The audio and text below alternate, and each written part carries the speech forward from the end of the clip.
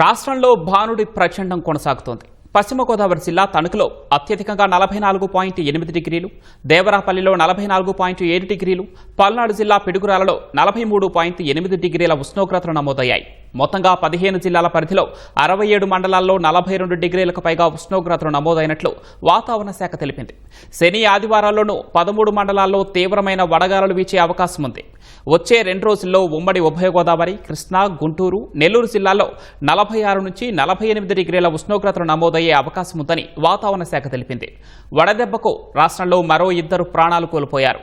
అనకాపల్లి జిల్లా గోవాడలో పశువుల మేత కోసం పొలానికి వెళ్లిన 55 ఏళ్ల లక్ష్మి వడదెబ్బతో సొమ్మసిల్లి పడిపోయారు. చోడవరం ప్రభుత్వాసుపత్రికి తరలించగా అప్పటికే ఆమె మృతి చెందినట్లు వైద్యులు తెలిపారు. గుంటూరు జిల్లా తుళ్లూరులో భవన నిర్మాణ కార్మికుడు వెంకటేశ్వరరావు కూడా వడదెబ్బతో మృతి చెందారు.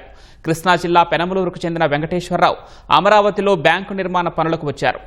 వడదెబ్బతో పడిపోగా తుళ్లూరు ఆసుపత్రికి తరలిస్తుండగా మార్గం మధ్యలోనే మృతి చెందారు.